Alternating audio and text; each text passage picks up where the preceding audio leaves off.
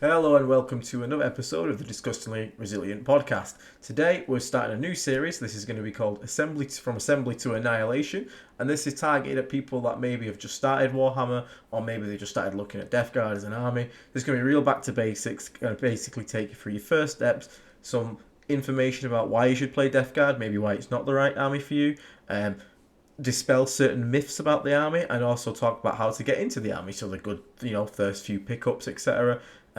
Hopefully this is going to be good for new players. It's not really for you veterans out there that have been playing for a while, but we're going to try and cover some tips and tricks to sort of collecting and also your first few games, etc. So in this first one, we're just going to cover the real basics of why play Death Guard. Like I said, dispel myths, talk about the reality of playing the army, especially in like competitive settings and whatnot, but also just for your casual games. We're going to talk about a few ways to get into the army and going forward from there. The next episode will break it down a combat patrol, etc. So yeah, hopefully it'll be a cool little series for new players, and we hope you enjoy it. So let's get into it. So first things first, before we start in this series, as new players to the hobby, you're going to hear a lot of stuff online about this is bad, X is X, and you've got to go buy this thing. I just want to tell you now, don't listen to any of that. When you're new to the hobby, the most important thing is to enjoy the hobby. It is a hobby at the end of the day. So always do what you enjoy. Now, if that is the competitive side and you want to have the best thing all the time, then that is the rule of cool for you. But if you're also just a casual player, playing with your friends, having a bit of fun, and there's a model you think looks awesome, but people are like, oh, you shouldn't really run it, it's not the best, just get that model. If it makes you excited to play, that's the thing to go for. So no matter what I say during all this right now, please understand the rule of cool.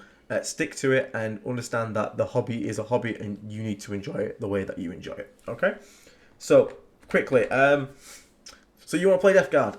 Yeah, so Death Guard is Nurgle's favoured Chaos Space Marine. So we have a legion that is dedicated solely to the god of filth, decay and rot. And he's infused our troops with those blessings, and we feel that on the tabletop. Lots of play around diseases, chemical sprayers, things like that. It's a really cool thematic for the army. Lots of different mutations, pustules and bones and horns growing out of people. Lots of symbology of like plague fly symbols, bells, etc. It's a really cool army. It's also the most fleshed out god-specific Chaos Legion. So every Chaos, there's 4 god-specific legions. Khorne has the World Eaters. They have their own range, but only a few unique units. Same with the Thousand Suns. Again, they both have Primax. They both got a couple of new units that are unique to them, but nothing to the scale Death Guard has. Death Guard has demon engines, lots of characters, lots of like mini supporting characters, different infantry options, unique vehicles, and it makes us very unique and very distinct, and we don't really take too many items from the other legions. We share generic stuff like Chaos Rhinos, etc., but we have our own very distinct look, which is awesome. It gives us an amazing modern model range. A lot of armies will have models that are coming back using models from 10 years old, up to 30 years old for some Eldar. Not the problem really with Death Guard. Death Guard range, especially the core units you'll be using, are all from the last 10 or so years. All look really good. They always look amazing when they're painted, and you'll see some in here that have been painted by the community. And yeah, it's just an awesome looking army. You'll enjoy the aesthetic of the army. You're going to have a lot of fun painting it and a lot of fun just collecting them. As an army as well, it's quite an easy to learn army. It doesn't have to worry too much about all the crazy tips and like tricksy things that elves and stuff can do. But that doesn't mean it's easy to master. It's quite hard to master. Being simple in its own respect is also a challenge and a detriment, as well as being something good. But mastering this army will teach you a lot of good basics to take to other armies as well. And there's lots of tricky things that we still can do, even if it's not like flipping to the other side of the board out of nowhere. There's still plays that can be made, and they can do some really cool combos with this army to basically just surprise someone with the amount of damage we can put out.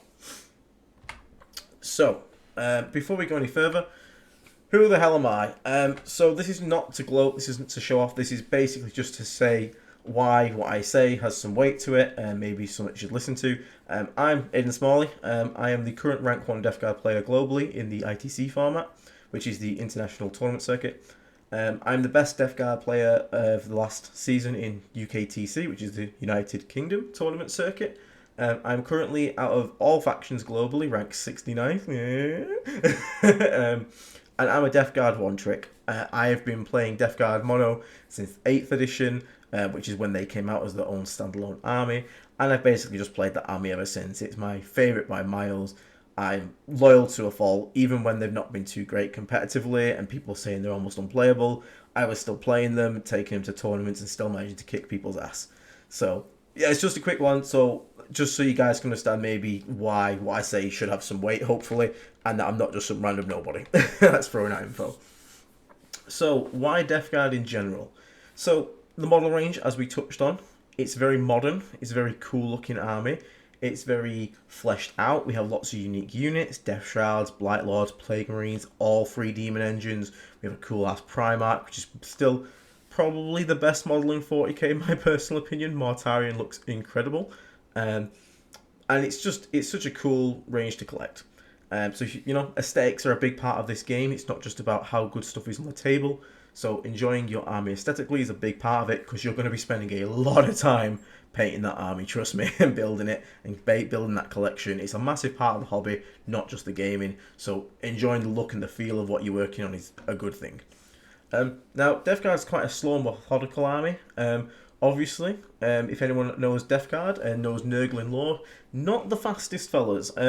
Definitely not an army that's going to be zipping everywhere. Now, that's not to say we don't have fast units. We do have some in regards to our vehicles. But mainly you're going to have quite a slow, methodical playstyle. You're not going to be reacting on the fly. You're going to have a plan set out from the start. You're going to stick to the plan. And you're going to sort of grind forward with that plan as like an unstoppable tide of death is kind of the idea. Death Guard are also, on average, tougher than your average army. Now, we'll get into this in a bit further on the whole myths thing, but Death Guard generally are tougher than the average army. So we have higher toughness on average than most things, and we can be a little bit more durable than most armies in the game, which can lead to quite a fun playstyle of sort of people having to have worse wound rolls against you, worse hit rolls, and you can sort of stick around where other armies might die, which is quite a fun, unique thing. Death Guard excel at the mid and close range, though. When we talk about that, we're talking about mid-ranges like 18 inches, 24, sort of to 12, that kind of range. And obviously close range is anything that's sort of within 12 inches, because that's where you're going to start getting into melee. We are exceptionally good brawlers. It's the one thing Death Guard do really, really well. When I say really well, I mean really well. Anything that comes close to Death Guard doesn't have a fun time. It's going to be weakened, it's going to be made easier to kill, and we have a lot of close range damage output. So if you like the idea of faction, especially if you're playing like urban warfare maps, it's really cool, lots of tight narrow spaces where people are going to be engaging in close quarters combat. Death Guard can be really strong. You're going to put out a lot of damage, a lot of pain, while also being more durable than average on the swing back.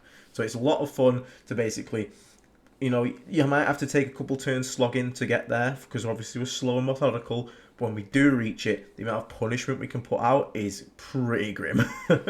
Another thing that Death Guard are really good at is weakening opponents. Death Guard have a lot of rules that are basically the idea that diseases and pestilence are weakening our opponents. This can range from making them hit worse, making them wound worse, be slower, and also making their armor rot away, so their armor is less, it's less powerful, it's less strong, so they have weaker saves, which also again feeds back into why we're such good close range brawlers, because a lot of these debuffs are based on people being in proximity to our units. So as we gain distance on the opponent, as we close in on them, they start to become weaker, their damage output falls off, their saves fall off, which means our damage output is amplified, and anyone that tries to, again, go back into that brawling playstyle usually comes out on the worst end of it. So, Death Guard are also a combined arms faction, so if you are interested in the idea of using both vehicles and infantry, Death Guard's got you covered. But that's not to say that you can't do pure of either. Pure infantry can work, pure vehicles can work as well for Death Guard. It's quite a flexible legion, which makes it really good to play. Tons of different playstyles within the book itself, or within the index at the moment, with a nice balance of shooting and melee as well. Again, you can commit harder to shooting or melee, but in general, you're probably going to have a nice balance of them. So you're going to be active in all phases of the game, unlike certain armies like World Eaters, whose shooting is basically a couple of pistols and it's all about melee. But having active in both phases is really nice. It's also good to learn the game as a new player if you are brand new, because you're going to get used to using all the different phases, and it's going to teach you how they all work. Now, Death Guard's internal balance is fantastic. So when we talk about balance, there's external balance, which is comparing one army to another, and then there's internal balance, which is comparing a book to itself, so the units within the book. Now, some armies have very bad internal balance, which means there are certain units that are just far and away better than other units, so you're never going to see the other units. Death Guard, in its current state, has fantastic internal balance. Pretty much every single unit is usable and good. And that is a fantastic place to be because it means so much variety. You can generally look and genuinely go on the website, look at any Death Guard unit, buy it, and it will be usable. And that's a really good place to be. Now, obviously, there are some more, meta choices compared to others. But in general, you're safe getting pretty much any unit you want for Death Guard, which is fantastic. Especially as a newbie, especially as a collector, and just as a player, you get lots of different things to play around with. And painting and modelling. So painting and modelling this army can be as complicated or as easy as you like it. Certain people like painting Death Guard really grimy, really dark, covered in grit, dirt, blood, mud, all sorts of stuff.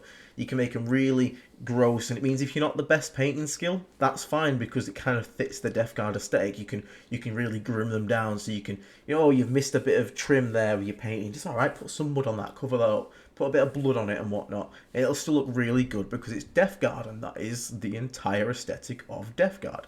So that's really cool. You also have the ability, if you really want, to paint really, really nicely with Death Guard. They are very detailed, intricate models when they want to be. And you can, if you want, put the time in to highlight every maggot, every horn, every bit of, oozing pustule, every little thing. And you can make them look fantastic with highlighting. Or, like I said, you can go the dirty route and make them look fantastic and grimdark. You can see on the screen here, we have some really grim dark models which are very gritty and grimy, and in the top right you got a really colourful playcaster. So it's fantastic. As painting modelers, there's plenty of room to play around with and plenty of excellent things so that you can basically have fun and not to worry too much about your skill as a painter or a hobbyist, because it all works. Now a couple of things we will talk about which might not want you to play Death Guard. The first one being a lack of mobility. If you're a player that wants a really fast army to be able to get all over the board all the time, not gonna lie, champ, probably not the army for you. We do have access to some vehicles that can go fast and transports to carry our slow infantry, but in general, Death Guard, we're not there to do speed. It's not really what the army does. So if that's something you're looking for, you really want to be mobile and zippy, probably not the army for you. It's quite an honest faction. We don't really have any people would consider bullshit. So no massive tricks. You can't just be like, aha, I've caught you out on this one. It's quite an honest faction. We move up, we get you into range, we degrade you down, and we chop you up in the brawling game, whilst trying to survive that attritional warfare ourselves. Now it doesn't mean though that we don't have combos and tricks we can use, but it just means the things we use are more honest. It never feels bad to your opponent that, I didn't know you could move away when I got close to you. We have nothing like that. We're more like, okay, we're close to you, we've made you worse to hit us, we've made you worse to wound us, now I've slowed you down, so I'm going to catch you, and then when I catch you, I'm going to chop you to pieces. But if you wanted an army that's all about little tricks and little plays here and there, again, there's armies that are probably better suited for that, Gene Stealer Cults, Eldar, etc. But that doesn't mean we can't make plays. We have like grenade plays we can do, spreading contagion with Hellbrutes, combining that with other things. There is combos out there. So don't think it's we just walk forward and melee. There is plenty of play to be made with Death Guard. It's just there's no real like proper dirty tricks. WYSIWYG issues. So as new players, you probably don't know what the hell that word means. WYSIWYG stands for what you see is what you get.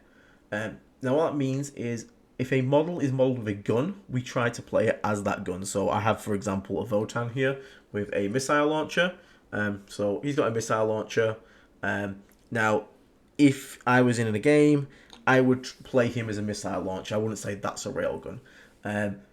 This can be off-putting for Death Guard because our Plague Marines, for example, have access to a lot of special weapons, and you will be taking a lot of special weapons. But you only get one of each special weapon in a box because reasons. which means playing full WYSIWYG can be sometimes difficult. Now, this isn't really something you need to overly worry about. I've been to events and people are not super strict on WYSIWYG, as long as it all makes sense. If I say my rocket launcher is actually railgun, that's fine, as long as all the other rocket launchers in my army are also railguns, just so it doesn't get confusing. And that wouldn't be an issue. But I know some people really like to make sure their guys are modelled correctly with the correct weapon, and this could mean you'll have to go out and buy, spare plasma guns, etc. like that. So it's just something to be aware of. And the last thing is, if you're interested in competitive side of 40k, Death Guards have a questionable competitive history. I'll be upfront and say Death Guard has never been top of the meta. Current state right now, Death Guard is the best it's probably ever been. We are solidly top middle of the pack. We are very powerful, but we do have defined weaknesses, and we have defined strengths, and we're just in a really good balanced place. It doesn't feel unfair, it doesn't feel unbalanced, and the army is fun to play in general at the moment. But again, if you're after an army that's consistently going to be powerful and going to perform well, there are armies that generally have better history competitively. Eldar. But again, that's something for you to decide how important that is to you. But I will say, since I've been playing Death Guard since they came out, even in the worst state they were, I was still able to put up results, so it's not impossible. So let's just get rid of some myths as well for Death Guard. The first myth is Death Guard are really tough. No, not anymore. Death Guard were pretty damn tough, but Death Guard's identity in this edition has kind of moved away from just being tough, which is a good thing in my opinion, because being tough as a mechanic of an army and identity isn't very good on the board, because you are too tough and you're annoying and no one has fun playing against you, or you're not tough enough and you just die and have nothing else going for you. So Death Guard's actually transitioned over to a identity of sort of debuffing and debilitating opponents by bringing them into range and drawing their armor away, making them hit worse, as we said before, which is a much more fun interactive playstyle. I'm really enjoying it at the moment. A lot of people are, but just be aware that Death Guard are tougher than average, but it's not the kind of thing you might read in a book where a Plague Marine literally eats a freaking las cannon and survives. If we stand in the open against an army, you will die. But a lot of the times, the opponents where they might have needed 2s to wound a Space Marine, they need 3s to wound us. So it's little gains like that add up. And we are tougher than usual, but just, again, set your expectations, reel them in a bit. You can't stand in front of a battle tank with a basic dude and take the shot to the face. Just be aware of that, because I know a lot of people buy into the army thinking they're getting this unkillable, unmovable brick. It's not true. You can die, but you are a little tougher than average. Another myth, Death Guard don't deal damage. I heard this so many times. Oh, don't worry, Death Guard don't deal damage. Who made this up is an idiot. People think that because Death Guard's this slow and really tough army, they don't actually deal that much damage because it's all attritional. I guarantee you, if you've ever been charged by 10 Plague Marines, that thing hits like a truck. It'll kill pretty much anything it touches. Same for our Terminators. Our vehicles can deal solid damage.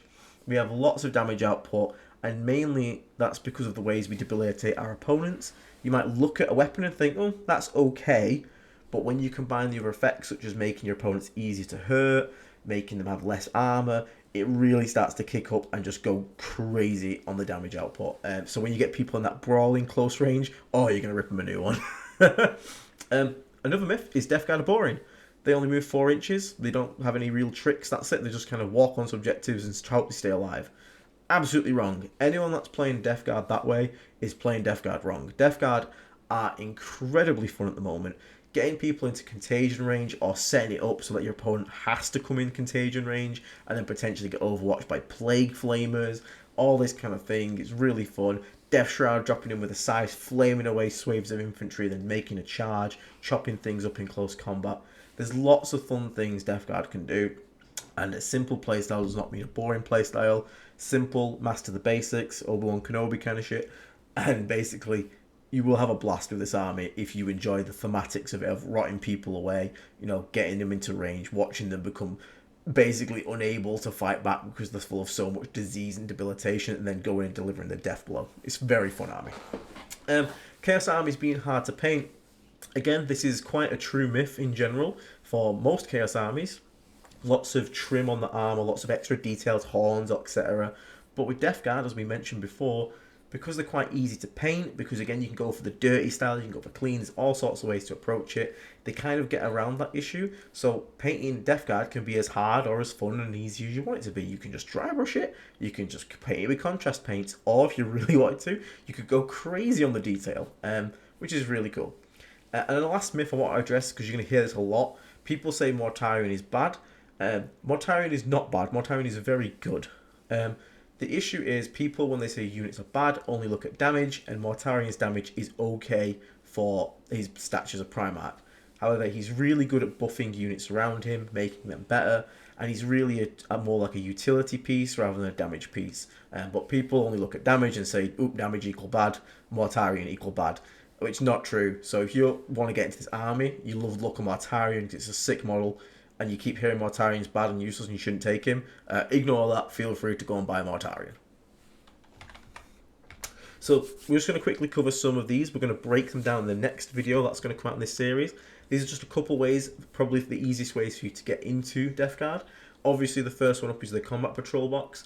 This is 95 quid, the prices obviously change on where you're from. You have Typhus. Typhus is a fantastic leader right now. I would always take Typhus, so S tier unit there.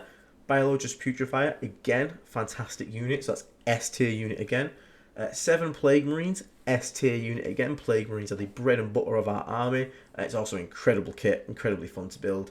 And then the only issue with this box is the 30 Poxwalkers. I wish it wasn't 30. Poxwalkers are an interesting place, they're like a B tier unit. The issue is you don't really need 30. You need 20 is a real good amount to have. However, what I will say is this box is definitely usable. You could easily make a competitive list using Typhus, Biologist Putrefier, all the Plague Marines, and like 20 of the 30 Poxwalkers. So I still think this is a good Combat Patrol box. It's not the best. I wish it had like a Demon Engine or something in it. But as a starting point for someone, again, if you're really into zombies and you like the idea of hordes of Poxwalkers, this is a no-brainer. But even for those who aren't, it's still a really solid step into the army. Maybe see if you can trade off 10 of the Poxwalkers for something else, or just pick up a Demon Engine addition, and you'll have a really nice starting force. It comes to 410 points in total in this box, and we're going to break down, deep dive this box in the next episode, so I'll leave it there for now. Talk about optimal loadout for Plague Marines, how to play the Combat Patrol, little tips and tricks it can do as well. So these next ones are going to be hard to find, but if you do manage to find them, they're great deals. So this is Dark Imperium, Death Guard half. Look for this on stuff like eBay or second hand. This is the old 8th edition starter set. The Death Guard were the main antagonists of that edition, and this was their half of the force that was included, and it's fantastic. I love this set. I bought like 2 when it came out. Inside it you get a Lord of Contagion, who's a really nasty close combat specialist, really heavy hitting, tough, durable unit, fantastic for leading stuff like Death Shroud and Blight Lords. You get a Malignant Plaguecaster, who's a fantastic little support piece that can go with Plague Marines, has a really good psychic attack, and also debilitates opponents that he hits with that attack by making them wound worse and also slowing them down, which is really nice. 7 Plague Marines. Do be aware in this box they have a fixed loadout, which is bolt guns, which isn't really ideal in this edition. But again, a bit of chopping and changing, you can probably fix that up. It's not too big of an issue. 20 Poxwalkers, which as I said is the ideal amount probably to collect. And a Fetid Bloat Drone, which is a fantastic fast-moving support piece in this army. Basically can do skirmishing, can harass weaker units, whilst also being a tough vehicle to crack. You also get Noxious Blightbringer, who's another support piece. Goes nice with buffing your Plague Marines to give them a bit of rerolls and advance and charge. Not exactly a meta unit right now, probably the weakest thing in the box. However, still not a bad choice and a really cool model to add to your collection. In total, this is 505 points. If you can get this for something like 70 quid, maybe 80 quid, it's a really good starting point. I think I saw some on eBay in England at the moment. So obviously this is UK for about 65 to 75. If you manage to find one, definitely a good snag. And this is another one that you can try and maybe find. There are more, but I won't put the others because I can't find them anywhere. But this one you can find some places. Council of the Death Lord. This was an old Christmas box that you could try and buy. Today, again, probably going to be tough to find, but if you do manage to find it, it's a really good pickup. Inside you get Mortarion, so straight off to the Primarch there. If you bought this army because you really want to use a Primarch, it's a fantastic box. You get 14 Plague Marines, again, bread and butter, going to be in every list that you take. And you also get 5 Blightlord Terminators, who, at the moment, probably considered about a mid-tier unit. However, Terminators and Death Guard are always useful, and they're still a decent unit. All in total, this box gives you 710 points, all of which is perfectly playable. If you manage to find one, you like the army, and you really want Mortarion, definitely consider giving this one a pick up. Now, on top of all that, if you don't fancy getting any of those boxes, or maybe you've got one of them and you want to add some things to it, here's quickly just a few staple units. We'll talk about expanding your combat patrol box, etc. in the next episode again, but I'll just put them here real quickly for you, just so you know things like you're really desperate to go out and get started on this army. There's some units here that are going to be staples and always going to be good in your army. So first up, Plague Marines. Again, bread and butter, super versatile unit. I'm going to do an entire episode on Plague Marines because they're going to need it because of how good they are and how many options they have. Death Shroud Terminators have always been good for Death Guard. There's never been a time when they're not. It's just a fantastic elite's choice. Great little flamethrowers on the wrist and fantastic melee. Bloat Drones, again, that fast skirmishing unit, the one you can see on your screen there, always been useful. Always been fairly considered meta, if not, then the worst case they've been is just good, not excellent. Always happy to have a Bloat Drone in your army. Plague Burst Crawls are one of the backbone units of Death Guard. Plague Burst Crawls have consistently probably been the best unit for Death Guard, so picking up a Plague Burst Crawl is always going to be a good choice. And then below that is 3 characters for the army that I would always consider bringing at the moment, which is Typhus, who does come in the Combat Patrol, a Biologist Putrefier, who again, Combat Patrol, and then a Foul Blightspawn, who's also been fantastic for the army. He has a really nice weapon and a really nice ability to help you win those melee fights. But these are just some staple units. We'll deep dive them later. But for now, if you're really excited to go out and buy something for the army, these are the ones I'd probably recommend. And then on the flip side, some things I'd probably consider not taking as often. Again, rule of cool wins out. If you really like to look at these models, go and buy it, definitely. But in general, these have been a bit weak and aren't performing very well at the moment, which is just the Demon Prince, the Miasmic Malignifier, which is a terrain piece, so you're probably not going to go and get that anyway, and the Plague Surgeon, who just doesn't really have a spot in the army at the moment. Again, not horrible choices, but there are better ones in general, and I'd probably, if I was to say these are the ones I'd avoid, these are the ones I would probably avoid. But my advice for new players in general, one, remember the golden rule, just play what's fun, get what's fun. Your collection is yours, and you really need to stick to that. If you want to go competitive, go competitive. If you want to go casual and just collect what you like. If you just want to paint stuff, do that. But always do what makes you happy in the hobby. You're going to lose a lot when you start. I won't lie, you're probably going to lose a couple games in a row, if not many. But don't be disheartened by this. You actually learn far more from the games you lose than you win. I say that as a competitive player. Just make sure you're always looking at a positive attitude and trying to remember that the people you're playing against have probably played a lot more than you, etc. And you will learn over time, and when you do get that first win, it feels really cool, it feels really awesome. But it will happen, you will get it. Enjoy the journey that you're going to go on. This hobby is large, it takes up a lot of your life, I can attest to that. And projects aren't the quickest, sometimes they can take months. Some people do it all in a couple of weeks. It all depends how you want to set standards, etc. for yourself, how quick you want to do stuff, how pretty you want to do something. It's all acceptable, there's nothing wrong with either of it. You just enjoy the journey your way. If that's getting it to the table as fast as possible, enjoy it. If that's taking your time, painting everything dead delicately, then you enjoy that, mate. Find what works for you. So as I said there, a lot of the advice I'm going to give and say can apply in general, but if you're finding something that's working for you, stick to that. Always good to find the playstyle that works for you. Maybe you're the person that wants all vehicles, maybe you're the person that enjoys all infantry, maybe you enjoy the balanced approach. Test stuff out, find out what you enjoy and what works for you. And my last bit of advice would be to engage with positivity. There's a lot of negativity on the internet, and it's very easy to get dragged down a dark bit and basically become, negative yourself, look down on everything and not enjoy yourself. Try and avoid that. Engage with positivity. There'll be a link to the Nurgle's Mansion Discord in here. I also have my own Discord for YouTube members.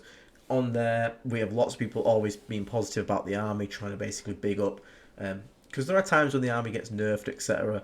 But just sitting and moping and moaning doesn't really do anything. And being positive and enjoying the hobby regardless of state of stuff is really important. So engage with people that give positive energy, and basically that go-getter attitude is the best thing for you. Don't get dragged down to be the miserable lot. Please don't. Avoid that. But for now, we're going to leave this here.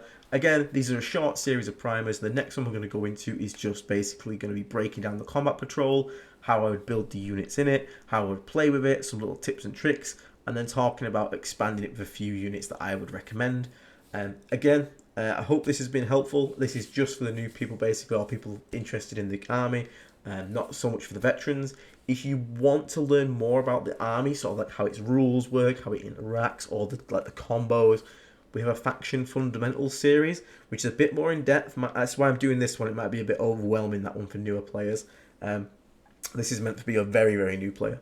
But if you do fancy it, go check that series out. It breaks down everything from our rules to our units to deployment tactics, etc. And that's an ongoing series as well. But for now, thank you very much for watching. Thank you to the YouTube members who helped me make this, come up with some ideas for what people might want to hear.